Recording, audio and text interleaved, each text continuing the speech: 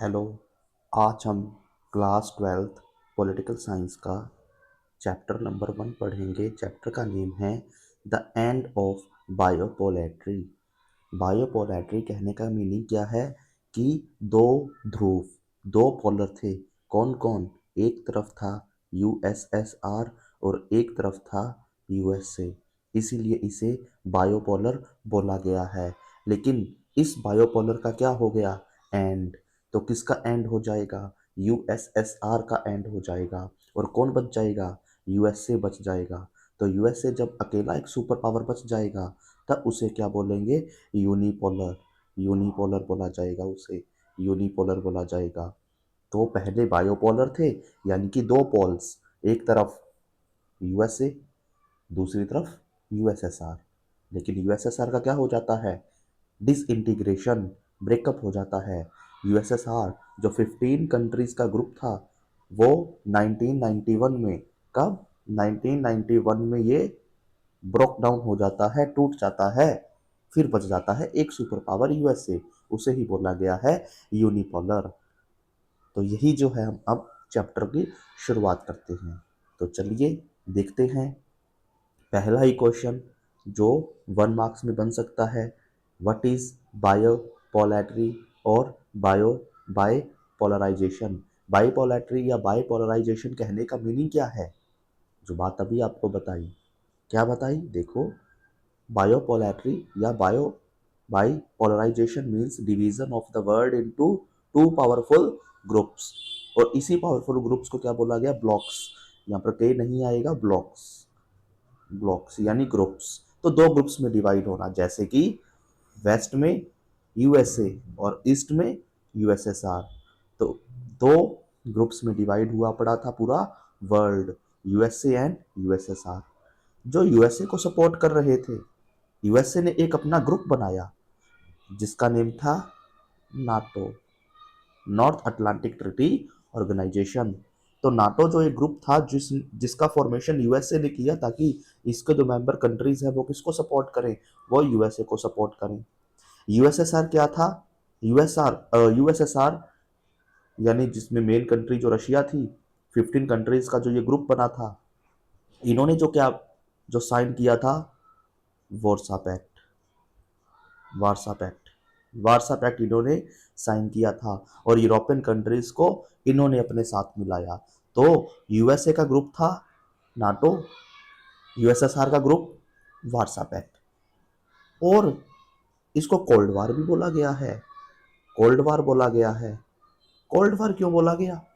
क्योंकि क्योंकि जो ये यूएसए था, ये यूएसएसआर था, यूएसए और यूएसएसआर, ये दोनों ये दोनों आमने सामने से जो है युद्ध नहीं कर रहे थे। ये जो यूएसए है, यूएसएसआर है, ये आमने सामने से युद्ध नहीं कर रहे थे। अभी जो आपको बताया, इन्होंने जो अपने ग्रुप्स बना रखे हैं, नंबर 1 नंबर 2 जो इन्होंने ग्रुप्स बना रखे हैं, ये ग्रुप्स, अब यूएसए क्या करता? अपने इन ग्रुप्स को हथियार सपोर्ट करता, पैसे देता, और ये क्या करते? इनको मारते। यूएसए खुद डायरेक्ट हमला नहीं कर रहा है, यूएसए अपने ग्रुप के थ्रू हमला करवा रहा है। ऐसे ही यूएसएसआर करता। यूएसएसआर डायरेक्ट हमला नहीं करता था, यूएसएसआर अपने ग्रुप्स को हथियार प्रोवाइड करता और ये जो है इनको जाकर मारते, और ये जो थे इनको जाकर फिर मारते। तो ऐसे जो है डायरेक्ट कोई दोनों देश एक दूसरे पर हमला नहीं कर रहे थे। इन्होंने जो अपने ग्रुप्स बना रखे थे, उन ग्रुप्स के थ्रू जो है हमला करवाते थे। इसी कारण जो है इसे कोल्ड वार बोला गया है। जैसे घर पे भी कोल्ड वार होती है, बोल बोल कर जो अपने लड़ाई करते हैं, हथियार नहीं उठाए जाते जिसमें, यानी कि सिर्फ बोल कर जो लड़ाई, उसे कोल्ड वार अपने बोल देते हैं। लेकिन यहाँ पर जो है कोल्ड वार कहने का मीनिंग है डायरेक्ट हमला नहीं करना, किसी दूसरे के थ्रू हमला करवाना, उसे कोल्ड वार बोला गया है। तो ये बात आपको क्लियर हो गई होगी, ये क्वेश्चन भी आपका क्लियर हो गया होगा। अब चलते हैं नेक्स्ट। अब जो है क्या बताया गया है बर्लिन वॉल के बारे में। अब जो ये बर्लिन की दीवार थी, बर्लिन की दीवार थी, है ना? तो हम किसकी बात कर रहे हैं अब? बर्लिन वॉल की। अभी बर्लिन है कहाँ? जर्मनी। जर्मनी, जर्मनी की कैपिटल बर्लिन। अब जर्मनी है, जर्मनी को जो है दो पार्ट में डिवाइड कर दिया गया। एक वॉल थी, वॉल का नेम था वह बर्लिन वॉल। अब बर्लिन वॉल क्या है, एक तरफ तो पावर है यूएसए और एक तरफ है यूएसएसआर। तो बर्लिन की जो ये दीवार थी, बर्लिन की दीवार थी, इसने पूरे वर्ल्ड को दो पार्ट में डिवाइड कर दिया था। अब इस बर्लिन वॉल को बिल्ड कब किया गया था, बनाया कब गया था, 1961। इस बर्लिन वॉल को 1961 में बिल्ड किया गया था, बनाया गया था। और इसको तोड़ा कब गया था, इसका ब्रोक डाउन कब हुआ, कब जो है तोड़ा गया इसे, 1989 में, 1989 में। और इस समय जो है यूएसएसआर, यूएसएसआर का जो है 1989 का जो समय है, 9 नवंबर 1989 का जो समय है, इस समय बर्लिन की वॉल को तोड़ा गया है। इस समय यूएसएसआर का जो है लीडर कौन था, मिखाइल गोर्बाचेव। मिखाइल गोर्बाचेव जो है, गोर्बाचेव उस समय जो लीडर थे यूएसएसआर के, प्रेसिडेंट थे उस समय यूएसएसआर के, उनके समय जो ये बर्लिन वॉल तोड़ी जाती है। क्यों, क्योंकि यूएसएसआर के जो 15 ग्रुप्स जो थे, कंट्रीज थे, इनमें से कुछ कंट्रीज जो है वो आज़ाद होना चाह रही थी, आज़ाद होना चाह रही थी। उसके बाद बर्लिन वॉल तोड़ी गई, मिखाइल गोर्बाचेव ने यूएसए के साथ अपने रिलेशन अच्छे किए, और जो है इस मिखाइल गोर्बाचेव के कारण ही यूएसएसआर का डिसइंटीग्रेशन हो जाता है, यानी यूएसएसआर टूट जाता है। अब इसके बाद दो क्वेश्चन एमसीक्यू के हमने तैयार किए। इसके बाद ये बर्लिन वॉल लगभग कितने समय तक रही, अब हम यहाँ पर बात करें कितने समय तक जो है ये बनी रही, 28 ईयर्स, लगभग लगभग जो है 28 ईयर्स तक जो है बर्लिन वॉल ये टिकी रही थी, खड़ी रही थी। ये भी क्वेश्चन एमसीक्यू का बन सकता है। फिर इसकी लेंथ कितनी है, 150 किलोमीटर, 150 किलोमीटर, कितनी लंबी, 150 किलोमीटर ये बर्लिन की वॉल थी। तो ये बात यहां पर जो है बताई गई है। तो ये चार क्वेश्चन जो है यहां से एमसीक्यू के बन सकते हैं, जो कि हमने तैयार कर लिए हैं। तो अब हम नेक्स्ट स्लाइड पर चलते हैं। अब इसके बाद क्या बताया गया है, what was the what was the Soviet system. अब सोवियत सिस्टम क्या था, सोवियत, सोवियत कहने का क्या मीनिंग था, काउंसिल। अब देखो आपको याद होगा अपने 9th क्लास में जो है रशियन रेवोल्यूशन पढ़ा था, 1917 में क्या हुआ था, रशिया में रेवोल्यूशन हुआ था। सार निकोलस जो राजा था, सार निकोलस राजा को हटाया गया था। रशिया में रेवोल्यूशन होता है, और उस रेवोल्यूशन में मेन रोल कौन निभाते हैं, ये व्लादिमीर लेनिन। व्लादिमीर लेनिन जो थे, इन्होंने रशिया में जो है रेवोल्यूशन करवाया था। और उसके बाद जो है 1917 के बाद 1918 में इलेक्शन करवाते हैं। व्लादिमीर लेनिन अपनी पार्टी बोल्शेविक कम्युनिस्ट पार्टी के थ्रू जो है वो इलेक्शन जीत जाते हैं। बाकी इनसे रिलेटेड जो है रशियन रेवोल्यूशन से हमने जो है मैंने 9th क्लास में पढ़ा रखा है, तो आप चाहें तो देख सकते हैं। तो 1918 में जो है व्लादिमीर लेनिन ये इस सोवियत के जो है लीडर बन जाते हैं। और उसके बाद 1929 में इन्होंने डिक्लेयर कर दिया ऑफिशियली इस रशियन एम्पायर को। पहले रशिया क्या था, एक एम्पायर था, एक राजा रूल कर रहा था, तो एम्पायर था। तो इस रशियन एम्पायर का रीनेम करके, नेम चेंज करके क्या कर दिया गया, सोवियत यूनियन। क्या कर दिया गया, सोवियत यूनियन, सोवियत यूनियन। या हम इसे ही क्या बोल देते हैं, यूएसएसआर बोल देते हैं। क्या बोल देते हैं, यूएसएसआर बोल देते हैं। कहने का meaning, union of Soviet socialist Republic, union of Soviet socialist Republic, ये जो है इसकी फुल फॉर्म है। इसमें रिपब्लिक क्यों आया है, क्योंकि इसमें कितनी कंट्रीज का ग्रुप था, 15, इसीलिए इसमें जो है रिपब्लिक आया है। सोशलिस्ट क्यों वर्ड आया है इसमें, क्योंकि यहाँ पर जो है किसको फॉलो किया जा रहा था, गवर्नमेंट प्रॉपर्टी को फॉलो किया जा रहा था, इसीलिए सोशलिस्ट यहाँ जो है वो लगाया गया है। अब हम सोशलिस्ट जो है इससे रिलेटेड दो बातें देख लेते हैं क्या कुछ जो है। जैसे अब हम बात करें, क्या बात की हमने अभी, सोशलिस्ट। जब आ जाए वर्ड सोशलिस्ट या सोशलिज्म, कहने का मतलब प्रॉपर्टी किसके कंट्रोल में, कौन ओन करेगा, गवर्नमेंट। जब बात आ जाए कैपिटलिस्ट या कैपिटलिज्म, तब प्राइवेट प्रॉपर्टी होगी। तो यूएसए कैसा था, कैपिटलिस्ट था। यूएसएसआर कैसा था, सोशलिस्ट था। तो यूएसएसआर जो है वो किसको फॉलो करता है, सोशलिस्ट को, यानी गवर्नमेंट प्रॉपर्टी को। और प्राइवेटाइजेशन को कौन जो है बढ़ावा देता है, वो यूएसए। यूएसए जो है वो कैपिटलिस्ट होता है। तो टक्कर किस किस के मध्य थी, गवर्नमेंट प्रॉपर्टी और प्राइवेट प्रॉपर्टी। टक्कर किस किस के मध्य थी, सोशलिस्ट और कैपिटलिज्म। टक्कर किस किस के मध्य थी, यूएसएसआर और यूएसए के मध्य जो है टक्कर थी। अब इसके बाद हम ये देखते हैं सोवियत सिस्टम क्या था। सोवियत एक काउंसिल थी जो कि 1922 में इसको ऑफिशियली बना दिया गया था व्लादिमीर लेनिन के द्वारा। तो अब देखते हैं, the Soviet system was government, a type of government that was formed after the Russian revolution of 1917। 1917 के रशियन रेवोल्यूशन के बाद जो है इस सोवियत का फॉर्मेशन किया गया था। In Soviet system the communist party control everything like politics, economy, society, सब कुछ किसके कंट्रोल में आ गई थी, सब कुछ किसके कंट्रोल में आ गई थी, सब कुछ इस कम्युनिस्ट पार्टी। जो ये व्लादिमीर लेनिन जो थे ना, व्लादिमीर लेनिन, इन्होंने, अभी मैंने आपको बताया पार्टी का नाम क्या था, बोल्शेविक कम्युनिस्ट पार्टी, कम्युनिस्ट। अब कम्युनिस्ट में क्या होता है, अब जैसे ये बात करें, हम कम्युनिस्ट की बात करें, हम बात करें कम्युनिस्ट की।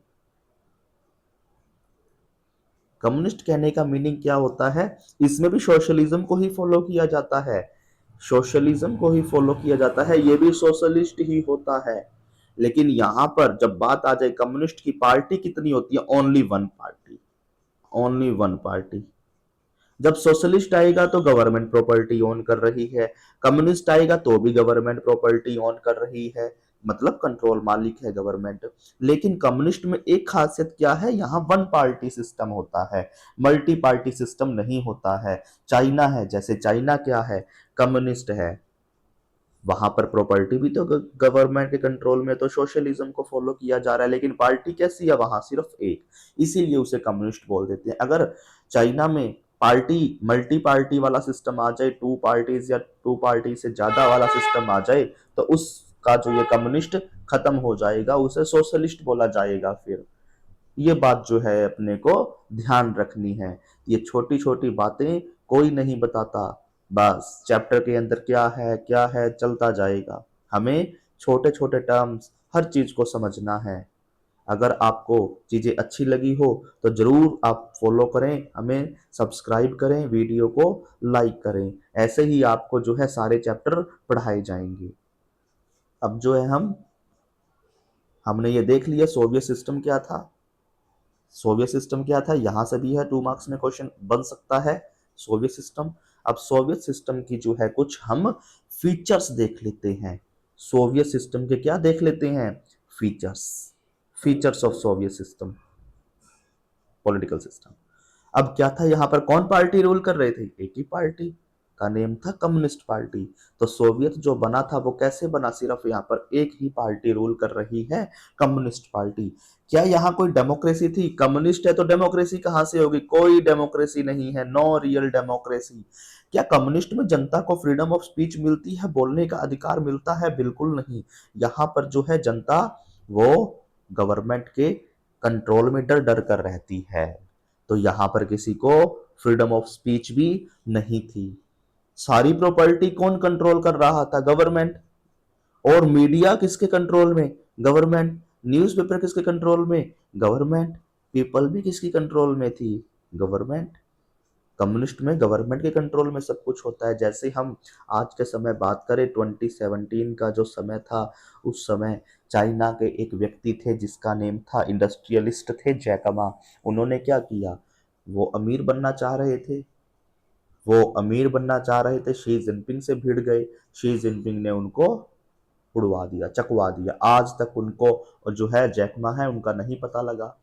तो यानी कि चाइना में कोई अमीर नहीं बन सकता, वहां पर सारी प्रॉपर्टी किसके कंट्रोल में है, गवर्नमेंट के कंट्रोल में। इसीलिए जनता भी किसके कंट्रोल में समझते हैं हम, गवर्नमेंट के कंट्रोल में ही है जनता भी। इसके बाद फिर land and industries were owned by government. जमीनें हैं, प्रॉपर्टी, सब कुछ किसके कंट्रोल में था, वो भी गवर्नमेंट के कंट्रोल में ही था। ये बात हमने देखी। तो ये क्या है, सोवियत सिस्टम के कुछ हमने की फीचर्स देखे। इसके बाद क्या है, what was the Warsaw pact. Warsaw pact क्या था, अभी थोड़ी देर पहले मैंने आपको बताया था, जो यूएसएसआर था। यूएसएसआर कहने का क्या मीनिंग था, इसकी फुल फॉर्म अभी आपको बताई है। आप कमेंट सेक्शन में जो है ये इसकी फुल फॉर्म बताएंगे आप, ठीक है।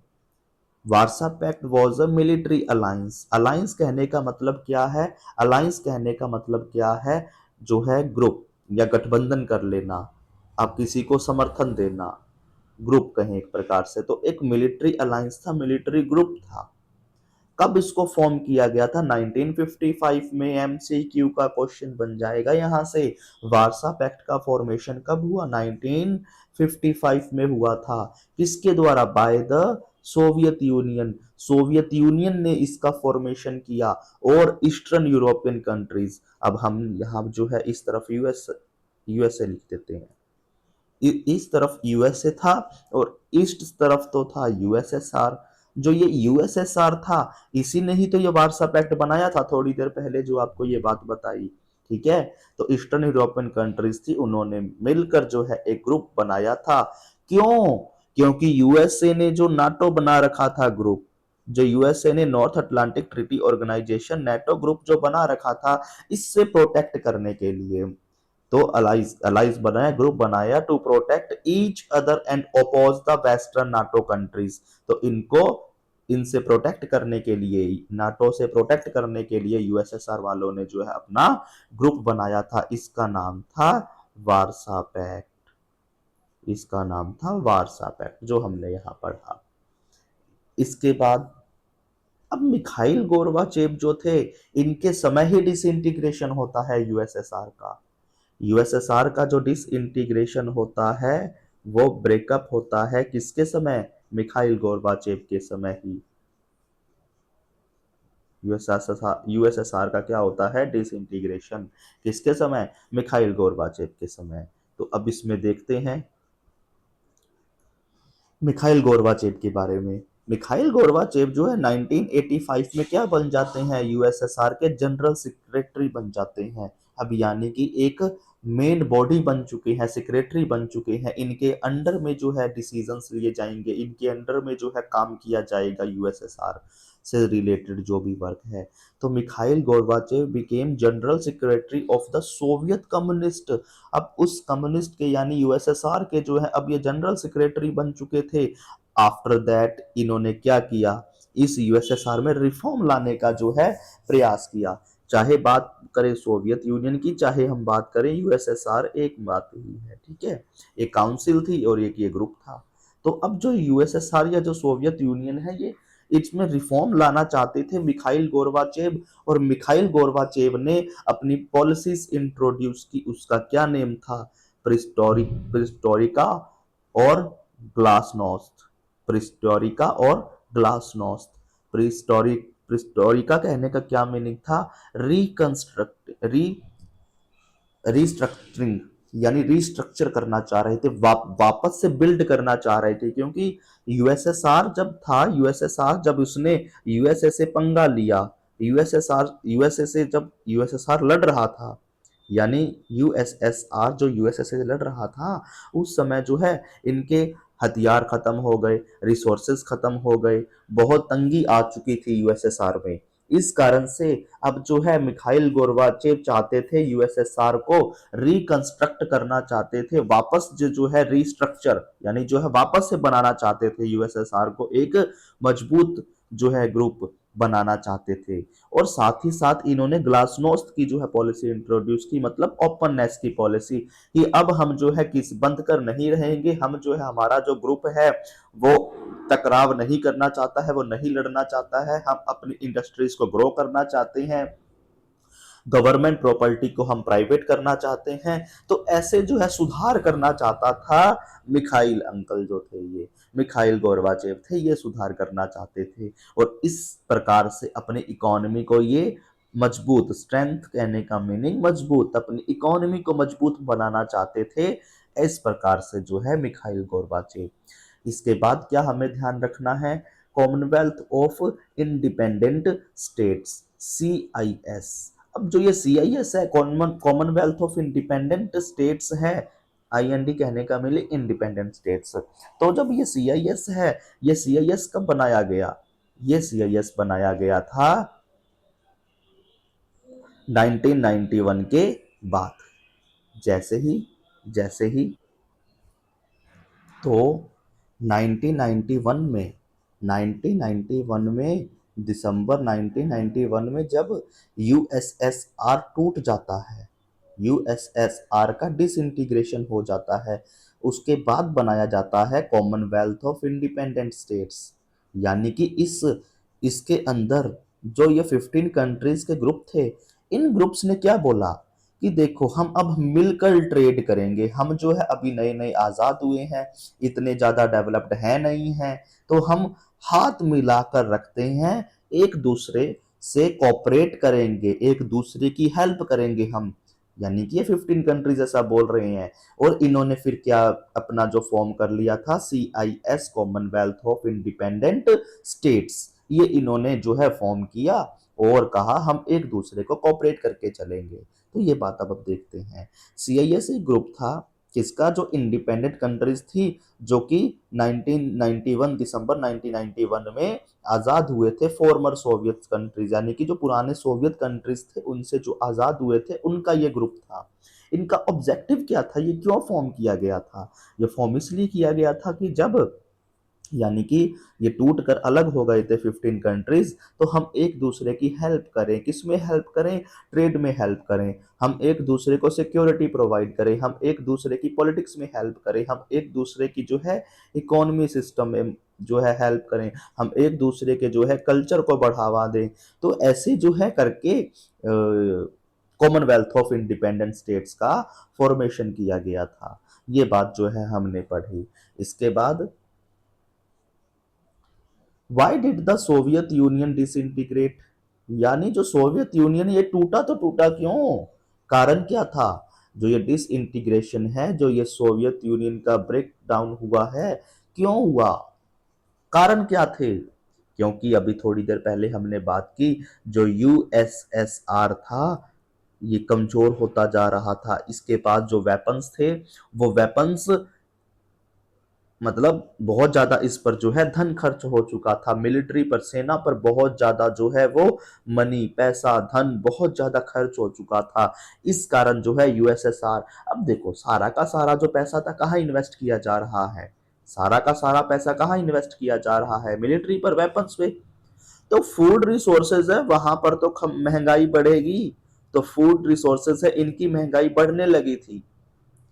अब जनता जो है, मिखाइल गोर्बाचेव का समय आता है 1989, उसके बाद जनता फूड की डिमांड करती है, मिखाइल गोर्बाचेव परेशान, मिखाइल गोर्बाचेव इन वेपन्स पे इन्वेस्ट करना बंद कर देता है, फूड रिसोर्सेज सस्ते कर देता है, और उसके बाद जो है मिखाइल गोर्बाचेव कहता है रुक जाओ, तुम आजाद होना चाहते हो, तुम्हें आजाद भी करेंगे। तो मिखाइल गोर्बाचेव के समय ही जो ये डिसइंटीग्रेशन होता है वही देख रहे हैं कैसे कैसे जो है डिसइंटीग्रेशन हुआ।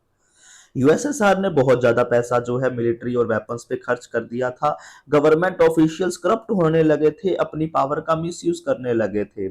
जैसे अब वेपन्स पे जो है 2 करोड़ रुपए लगाने हैं, लगाई उन्होंने 1 करोड़, 1 करोड़ अपनी जेब में डाल लिया उन्होंने। तो जो मिलिट्री ये जो गवर्नमेंट ऑफिशियल्स थे, ऑफिशियल्स को जो पैसे मिल रहे थे वो पैसे करप्ट कर रहे थे, अपनी जेब में भरते जा रहे थे। इसके बाद जो मिखाइल गोर्बाचेव की जो नई पॉलिसीज थी ना, उसने गवर्नमेंट की पावर को जो है वो कमजोर कर दिया, वीक हो गई। यानी गोर्बाचेव की नई पॉलिसीज के कारण गवर्नमेंट जो है वो कमजोर हो गई थी, सरकार कमजोर होती जा रही थी। क्यों? क्योंकि उन्होंने जो है ओपननेस जो है इंट्रोड्यूस किया था मिखाइल गोर्बाचेव ने, जो हमने पीछे पढ़ा, जिसके थ्रू जो है उन्होंने फॉरेन कंट्रीज को जो है अलाउ कर दिया था, आओ हमारे यहाँ जो है आप इन्वेस्ट करो। और जो है इस प्रकार से जो मिखाइल गोर्बाचेव की नई पॉलिसीज है वो कारण बनती है यूएसएसआर के डिसइंटीग्रेशन का। इसके बाद जो रिपब्लिक थे, नई जो कंट्रीज थी, ये कंट्रीज क्या कहने लगी, हमें तो आजादी चाहिए, हमें आजादी चाहिए, हम आजाद होना चाहते हैं, हम यूएसएसआर से आजाद होना चाहते हैं। और यूएसएसआर से आजाद होने वाले जो पहले 3 स्टेट्स ने डिमांड की थी उसे बोला गया है बाल्टिक स्टेट्स। क्या बोला गया है? Baltic states. Baltic states. अब बाल्टिक स्टेट्स थे कौन? अब क्या क्या इसमें नाम ध्यान रखना, आपको क्वेश्चन बनेगा यहां से कि बाल्टिक स्टेट्स में कौन कौन से कंट्रीज आते हैं। एस्टोनिया, एस्टोनिया, लातविया और लिथुआनिया। लिथुआनिया। तो ये जो 3 कंट्रीज थे ना, ये 15 कंट्रीज के ही पार्ट थे, ये 15 कंट्रीज के ही पार्ट थे। अब इनको बोला क्या गया है? बाल्टिक स्टेट्स बोला गया है। ऐसा क्यों? क्योंकि क्योंकि जहां ये 3 कंट्रीज है ना, तो वहीं पर तो क्या है? बाल्टिक सी, एक समुंदर है बाल्टिक, बाल्टिक सी। तो बाल्टिक सी के पास ये तीनों देश है, इस कारण इन्हें बाल्टिक स्टेट्स बोल दिया गया है। तो जो ये एस्टोनिया, लातविया, लिथुआनिया, यानी हम कहें बाल्टिक स्टेट्स, ये आजाद होने की डिमांड करने लगे, हमें आजादी चाहिए, हम यूएसएसआर के जो ये कम्युनिस्ट सिस्टम है इसमें हम नहीं रहना चाहते हैं। और फाइनली जाकर समय आया 25 दिसंबर 1991 का। इस समय क्या हुआ? यूएसएसआर डिसइंटीग्रेट हो गया, यूएसएसआर टूट गया, यूएसएसआर का डिसइंटीग्रेशन हो गया 25 दिसंबर 1991। एमसीक्यू के क्वेश्चन के लिए आपको ये भी याद रखना है। इसके बाद ये अंकल जी कौन है? यही तो है मिखाइल गोर्बाचेव, जिनके समय ये पूरी जो घटना घट रही है, जिसके समय यूएसएसआर का डिसइंटीग्रेशन हो रहा है। अब कॉन्सिक्वेंसेस ऑफ डिसइंटीग्रेशन, कॉन्सिक्वेंसेस कहने का क्या मीनिंग है? कॉन्सिक्वेंसेस कहने का मतलब है रिजल्ट, रिजल्ट। अब क्या रिजल्ट रहे? जब यूएसएसआर का विघटन हुआ, यूएसएसआर का डिसइंटीग्रेशन हुआ, टूटा, तो उसके क्या रिजल्ट रहे? अब जो ये इतने समय से राइवलरी चल रही थी, 1945 में ये कोल्ड वॉर शुरू हुआ था और 1991 तक चला। तो इतने समय से जो ये राइवलरी चल रही थी, एक तरफ यूएसएसआर और दूसरी तरफ यूएसए और दूसरी तरफ यूएसएसआर, तो इनके बीच जो राइवलरी थी, जो कॉन्फ्लिक्ट था, वो खत्म हो गया। बिल्कुल, यूएसएसआर खत्म हुआ, यानी कि जो टकराव था, कॉन्फ्लिक्ट था, राइवलरी थी, वो भी खत्म हुई, कोल्ड वॉर खत्म हो गया। यूएसए जो था वो एक सुपर पावर बच गया, जिसे क्या बोला गया? Unipolar world. एक तरफ यूएसए था पहले 1991 तक, एक तरफ यूएसएसआर था। इनमें से यूएसएसआर खत्म तो एक ही सुपर पावर बच गया, जो कौन था? यूएसए, जिसे ही क्या बोला गया? Unipolar world. तो यूएसए एकमात्र जो है वो पावरफुल कंट्री बच गया था, जिसे यूनिपोलर वर्ल्ड बोला गया है। यानी एक ही पोलर अब रह गया, पहले 2 पोलर थे, बायोपोलराइजेशन था, अब एक पोल बच गया, एक पावर बच गई, तो यूनिपोलराइजेशन या यूनिपोलर वर्ल्ड बोल दिया गया।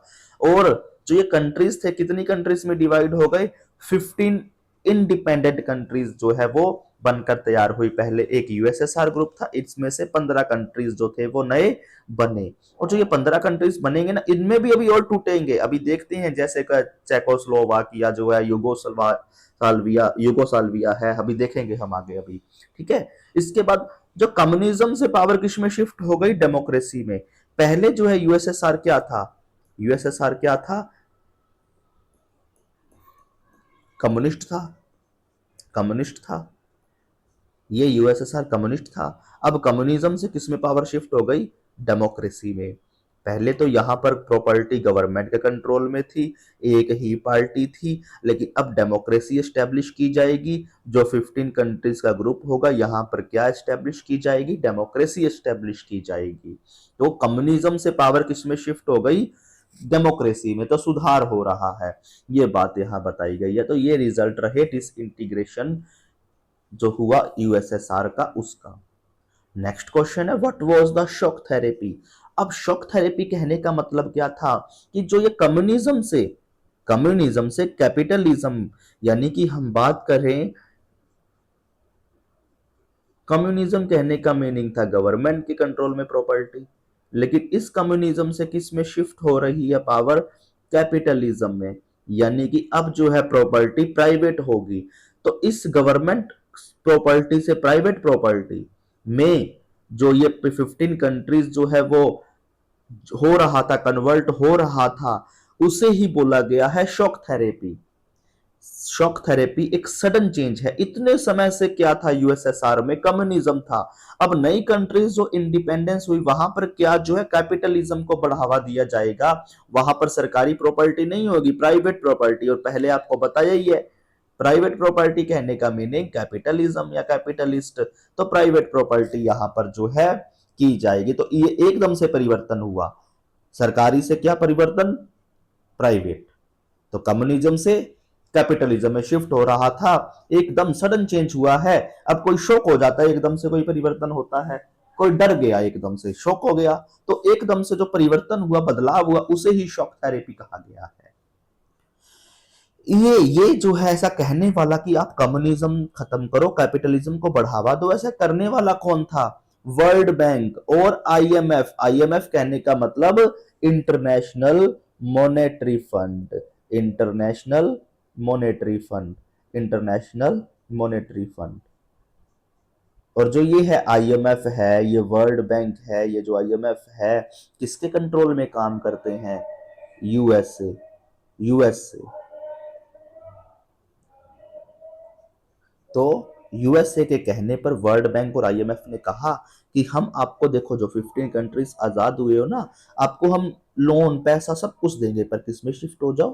कैपिटलिज्म में, यानी कि प्राइवेट कर दो सब कुछ, हम आपको पैसा देंगे। तो वर्ल्ड बैंक और आईएमएफ ने इन 15 कंट्रीज को हेल्प दी थी, पैसा दिया था डेवलपमेंट के लिए। और क्या हुआ, जब सरकारी से प्राइवेट प्रॉपर्टी की जा रही थी, यानी कि सरकार की जो इंडस्ट्रीज थी वो तो बेची गई, क्योंकि हम क्या पढ़ रहे हैं, कम्युनिज्म से कैपिटलिज्म में चेंज हो रहा है, यानी गवर्नमेंट इंडस्ट्री प्रॉपर्टी से प्राइवेट में जो है बदलाव हो रहा है। तो सरकार की 95% जो इंडस्ट्रीज थी वो किसको बेच दी गई? प्राइवेट पीपल्स को बेच दी गई। तो जैसे गैराज में गाड़ियां खड़ी होती है, तो अब उसे सेल कर दिया जाए, तो गैराज का सेल हो जाएगा, पुरानी गाड़ियों का सेल हो जाएगा। तो ऐसे ही पुरानी गाड़ियां कहने का मतलब है गवर्नमेंट इंडस्ट्रीज, गवर्नमेंट इंडस्ट्रीज को सेल कर दिया, किसको? प्राइवेट इंडस्ट्रीज या प्राइवेट पीपल को। तो इसको पूरे वर्ल्ड का जो सबसे बड़ा गैराज सेल बोला गया है। बिगेस्ट गैराज सेल कहने का क्या मीनिंग था? 90% जो सरकार की प्रॉपर्टी थी वो किसको दे दी गई? प्राइवेट पीपल को दे दी गई, इसीलिए इसको सबसे बड़ा जो है गैराज सेल बोला गया है। इसके बाद tension and conflicts in farmer republics, यानी कि फॉर्मर कहने का मतलब जो ये पुराने 15 ग्रुप्स थे, क्या कुछ इनमें टेंशन चल रही है, क्या टकराव हो रहे हैं, क्या कुछ हुआ। जैसे बताया गया है, ताजिकिस्तान जो है, ताजिकिस्तान जो है, जैसे ही ताजिकिस्तान, ये किसका हिस्सा था? ये भी इन 15 कंट्रीज का हिस्सा था ताजिकिस्तान। जो ये सेंट्रल एशियन कंट्रीज है ना, सेंट्रल एशिया कंट्रीज जो है, जहां पर कौन कौन से देश? ताजिकिस्तान, अफगानिस्तान, किर्गिस्तान, तुर्कमेनिस्तान, और एक रह गया उज्बेकिस्तान। तो ये 5 कंट्रीज जो थी, ये 5 कंट्रीज सेंट्रल एशिया का पार्ट थी। तो एक सेंट्रल एशिया की कंट्री कौन सी होगी? ताजिकिस्तान। तो ताजिकिस्तान में खुद ही सिविल वॉर की कंडीशन उत्पन्न हुई पड़ी है, जो कि 10 साल तक आगे चली। 1991 के बाद आगे 10 साल तक जो है यहाँ पर सिविल वॉर बनी रही। देश सिविल वॉर क्या होता है, देश के अंदर अंदर ही लोगों में लड़ाई झगड़े होते रहना। तो यहाँ पर दो कम्युनिटीज के बीच में लड़ाई झगड़े होते रहते हैं उस सेम कंट्री में, उसे सिविल वॉर बोलते हैं। तो यहाँ जो है ताजिकिस्तान में सिविल वॉर चली, जिस कारण से जो है ये खुद ही अपने आप में टेंशन में रहे, परेशान होते रहे थे। अब आप कहोगे कि सिविल वॉर क्यों हुई थी? ताजिकिस्तान में किस रिलीजन को मेनली फॉलो किया जाता है? इस्लाम, मुस्लिम्स हैं। दूसरी तरफ कम्युनिस्ट थे, तो कम्युनिस्ट और यानी सी से कम्युनिस्ट और आई से इस्लामिक, कम्युनिस्ट और इस्लामिक लोगों के यानी मुस्लिम्स के बीच में जो यहाँ पर टकराव था, जिस कारण से यहाँ पर सिविल वॉर रही। कम्युनिस्ट के जो मेंबर्स थे वो चाहते थे कि हम जो है ताजिकिस्तान को कंट्रोल करेंगे, इस्लामिक वर्ल्ड चाहता था, इस्लामिक जो मुस्लिम्स चाहते थे हम ताजिकिस्तान को संभालेंगे, ताजिकिस्तान हमारे कंट्रोल में रहेगा। ये जो है यहाँ पर समस्या थी। आगे जो है यूएसए ने क्या किया, अपने मिलिट्री बेसिस अफगानिस्तान और इराक में जो आकर शिफ्ट कर दिए थे। जब जब 9/11 का हमला हुआ था यूएसए पर, उसके बाद 9/11 हमला था क्या? आपने पढ़ा होगा, सुना भी होगा कभी। Saudi Arabia, Saudi Arabia Saudi Arabia का एक आतंकवादी संगठन था अल कायदा। अल कायदा अल कायदा सऊदी अरेबिया का एक आतंकवादी संगठन था अल कायदा। अल कायदा का एक मेंबर है जिसका नाम है ओसामा बिन लादेन। उसका नेम था ओसामा बिन लादेन। तो ओसामा बिन लादेन ने यूएसए के वर्ल्ड ट्रेड सेंटर पे, यूएसए की जो सिटी है न्यूयॉर्क, न्यूयॉर्क सिटी, न्यूयॉर्क में जो है ओसामा बिन लादेन ने विमान को, यूएसए की विमान को हाईजैक कर लिया था और उस विमान को ही ले जाकर ठुकवा दिया वर्ल्ड ट्रेड सेंटर पे, यूएसए की वर्ल्ड ट्रेड सेंटर पे। यूएसए पूरे वर्ल्ड का बाप है। यूएसए ने अब क्या सोचा, मैं बदला लूंगा। किससे? इस सऊदी अरेबिया से, इस ओसामा बिन लादेन से। और सऊदी अरेबिया की नेबरिंग कंट्रीज कौन है? अफगानिस्तान और इराक। तो यूएसए ने अब क्या किया, इसको हमला करना है, इसको हमला करना है इस सऊदी अरेबिया पर। तो कैसे करेगा? तो इस यूएसए ने कहा अफगानिस्तान और इराक को, आपके जो मिलिट्री बेसेस है वो हमें चाहिए, हमें जो है मतलब आपका जो एरिया है वो एरिया हमें प्रोवाइड कर दो, हम अपने इस एरिया में मिलिट्री को सेट करेंगे और यहां से मिलिट्री क्या करेगी, इस सऊदी अरेबिया पर हमला करेगी। तो इसलिए यूएसए ने जो है अफगानिस्तान इराक में अपने मिलिट्री बेसेस लिए और सऊदी अरेबिया पर अटैक किया इस ओसामा बिन लादेन से बदला लेने के लिए। तो ये समस्या चल रही है क्योंकि जो ये अफगानिस्तान था ना, अफगानिस्तान तो ये 15 कंट्रीज का ही ग्रुप था और हम ये टकराव टेंशन यही तो पढ़ रहे हैं। तो अफगानिस्तान इस समस्या से जूझता रहा। फिर अफगानिस्तान को यूएसए की बात माननी पड़ी क्योंकि ये पावर है, अगर नहीं मानता तो यूएसए इस पर भी हमला ले उड़ा दिया था चक। ऐसा भी हो सकता था, इसीलिए अफगानिस्तान डर कर जो है यूएसए की बात मान रहा था। तो ये समस्या चल रही है क्योंकि अफगानिस्तान भी किसका पार्ट था? यूएसएसआर का पार्ट था। हम समस्या किसकी पढ़ रहे हैं? यूएसएसआर की ही समस्या पढ़ रहे हैं, जिसमें एक ताजिकिस्तान की समस्या चल रही है सिविल वॉर की, अफगानिस्तान की समस्या चल रही है क्योंकि यूएसए जो है इसके मिलिट्री बेस को यूज कर रहा है। और क्या देखना है, ये जो है चेकोस्लोवाकिया, चेकोस्लोवाकिया स्प्लिट हो गया, 2 पार्ट में डिवाइड हो गया। चेकोस्लोवाकिया भी किसका पार्ट था? इस यूएसएसआर का ही पार्ट था। और ये चेकोस्लोवाकिया 2 पार्ट में डिवाइड हो गया, एक था चेक रिपब्लिक और दूसरा था स्लोवाकिया। तो चेकोस्लोवाकिया के 2 हिस्से हुए, एक इधर गिरा एक इधर गिरा। ऐसे ही है यूगोस्लाविया, यूगोस्लाविया। अब जो यूगोस्लाविया है इसके भी 3 हिस्से हुए। यूगोस्लाविया ये भी 3 पार्ट में डिवाइड हुआ, क्रोएशिया, स्लोवेनिया बोस्निया हर्जगोविनिया, ये एक नाम ही है, बोस्निया हर्जगोविनिया।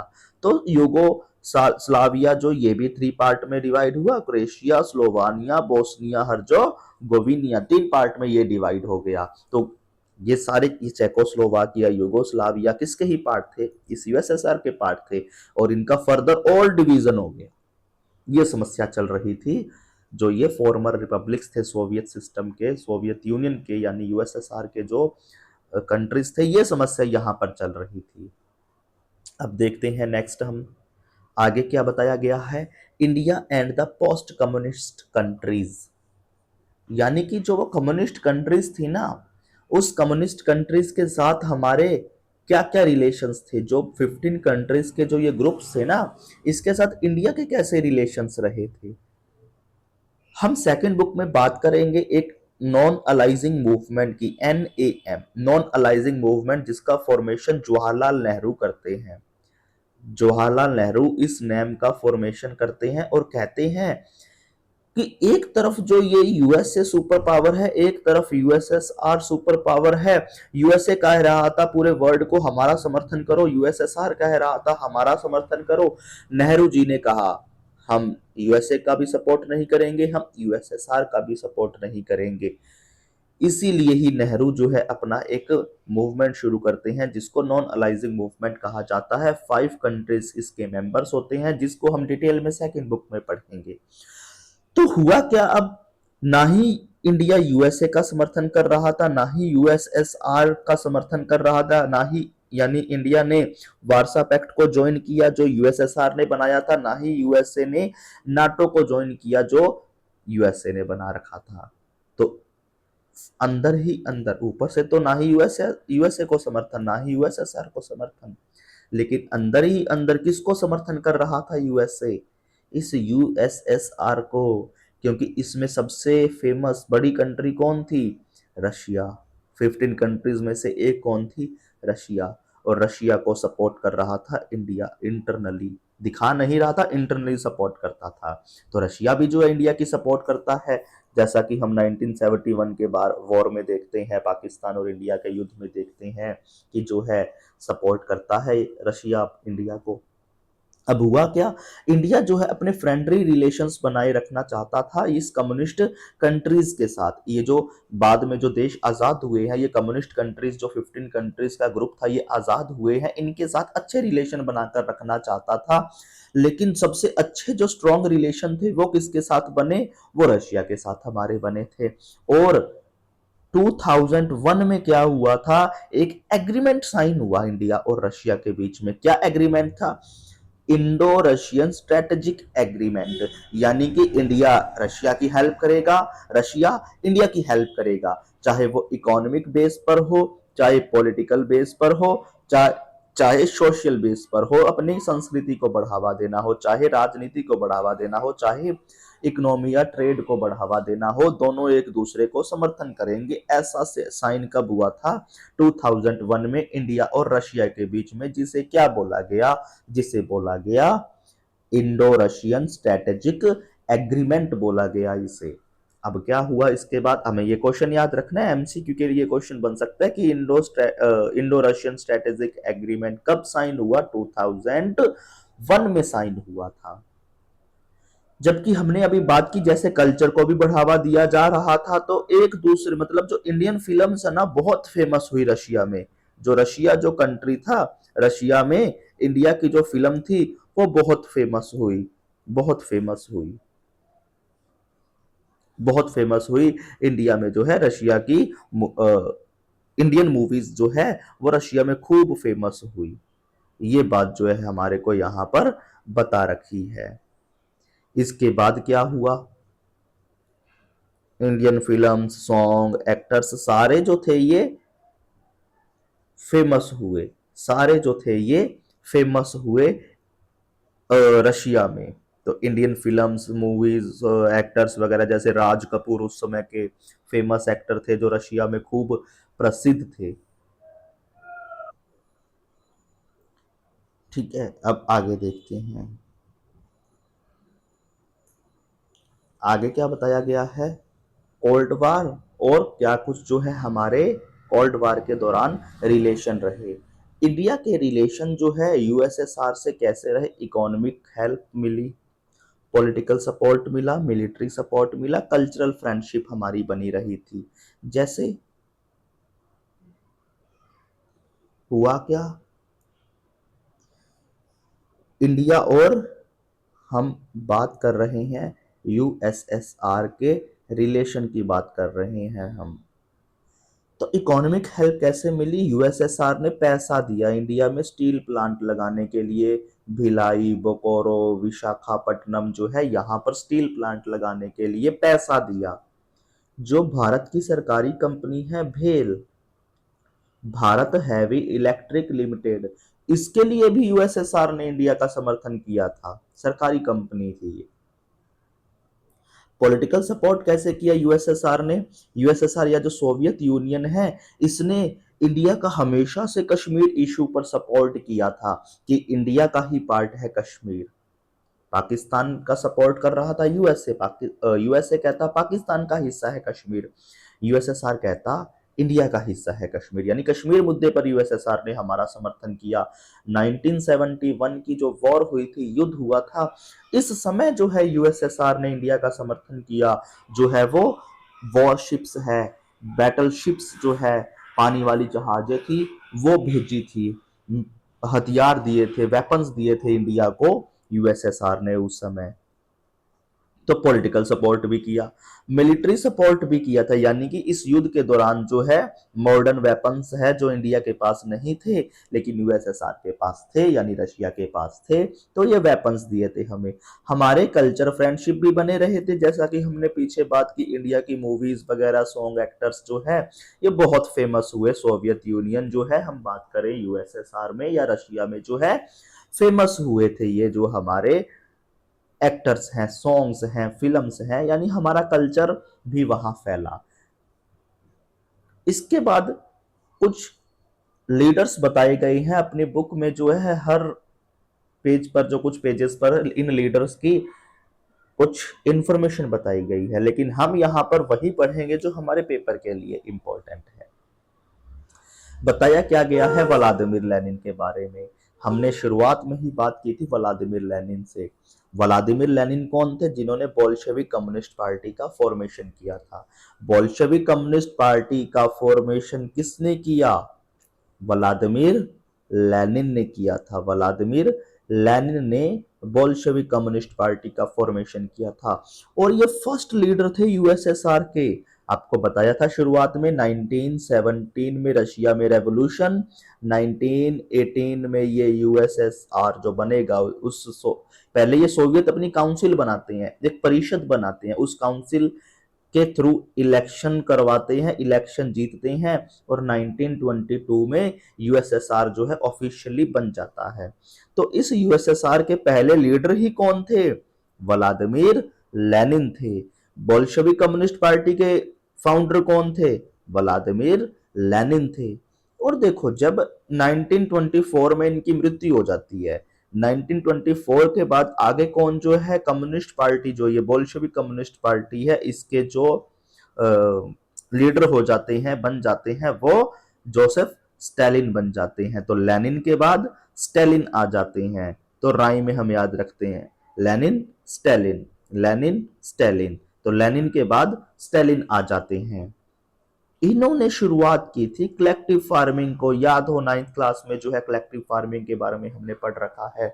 12th की ज्योग्राफी में भी हमने कलेक्टिव फार्मिंग के बारे में पढ़ा है कि जो ये कलेक्टिव फार्मिंग की शुरुआत ही कहां पर हुई थी? सोवियत यूनियन में हुई थी, यानी कि यूएसएसआर में हुई थी। इसको इंट्रोड्यूस किसने किया था? जोसेफ स्टालिन ने इसको इंट्रोड्यूस किया था। लेकिन हमने ज्योग्राफी में यह भी पढ़ा है, इस कलेक्टिव फार्मिंग को सोवियत यूनियन जो यूएसएसआर है, यहां पर क्या बोला जाता था? कोल्क होज बोला जाता था। कोल्क होज बोला जाता था कलेक्टिव फार्मिंग को। कलेक्टिव फार्मिंग में था क्या? स्टालिन ने कहा कि किसान, आप छोटी छोटी जमीनें हैं आपके पास, किसी के पास ज्यादा है, किसी के पास कम जमीनें हैं, सारी जमीनों को कलेक्ट कर लो, एक कर लो, और सभी के सभी जो लोग हो ना, सभी के सभी लोग हो, मिलकर खेती करो, मिलकर खेती करो, जिससे प्रोडक्शन अच्छा होगा। ये बात करते हैं ये 1920 के 29 के आसपास। और इसी समय क्या होता है, अकाल आ जाती है, फेमाइन की कंडीशन उत्पन्न हो जाती है, जिस कारण ये कलेक्टिव फार्मिंग फेल हो जाता है। तो इनका जो एक कलेक्टिव फार्मिंग जो प्रोग्राम था ये फेल हो जाता है, जो कि हमने 9th में पढ़ लिया है पहले ही। अब इसके बाद यानी हमें क्वेश्चन क्या रखना है याद, कलेक्टिव फार्मिंग की शुरुआत जोसेफ स्टालिन ने की। Communist party, first leader USSR Vladimir Lenin. Joseph Stalin, collective farming. Mikhail Gorbachev कौन थे? मिखाइल गोर्बाचेव ये लास्ट लीडर थे किसके? Soviet union. इनके इसके बाद जो है ना एक और लीडर है जिस जो है लियोनिद लियोनिद करके, बुरशेवक करके जो है एक व्यक्ति और बनते हैं इनके समय। जो लियोनिद होते हैं, इसको पेन से ही लिखना पड़ेगा, जो लियोनिद होते हैं इनके समय जो है अफगानिस्तान में जो है अटैक किया जाता है। अफगानिस्तान में अटैक लियोनिद के समय 1979 में अफगानिस्तान में अटैक किया जाता है।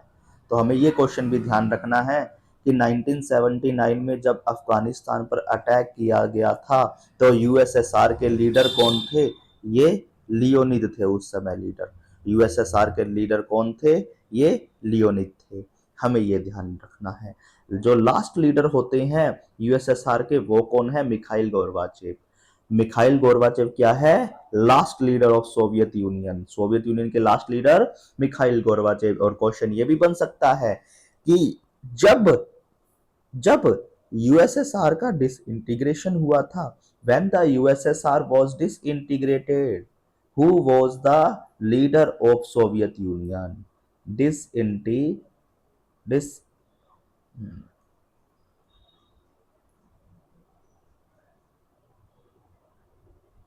डिसइंटीग्रेटेड कि जब यूएसएसआर का डिसइंटीग्रेटेड हुआ था, डिसइंटीग्रेशन हुआ था, उस समय सोवियत यूनियन के लीडर कौन थे? मिखाइल मिखाइल गोर्बाचेव ही थे। ये भी क्वेश्चन बन सकता है, तो ये क्वेश्चन भी आपको ध्यान रखना है। इसके बाद जो है हमने अपने चैप्टर को कंप्लीट कर लिया है। एग्जाम पर्सपेक्टिव से हमने इंपॉर्टेंट क्वेश्चंस को जो है टॉपिक्स क्वेश्चंस के थ्रू जो है हमने पढ़ लिया है। अब इसके बाद क्या होगा, इसके एमसीक्यूज, इसके जो और इंपॉर्टेंट क्वेश्चंस जो हैं, ये जो क्वेश्चंस है इन टॉपिक्स जो अपने पढ़े हैं इनको क्वेश्चंस के फॉर्म में अपने पढ़ेंगे। तो आशा करता हूँ आपको जो चैप्टर है समझ आया होगा। आप चैनल को लाइक करें, हमारे चैनल को सब्सक्राइब करें और वीडियो को लाइक करें। Thank you students.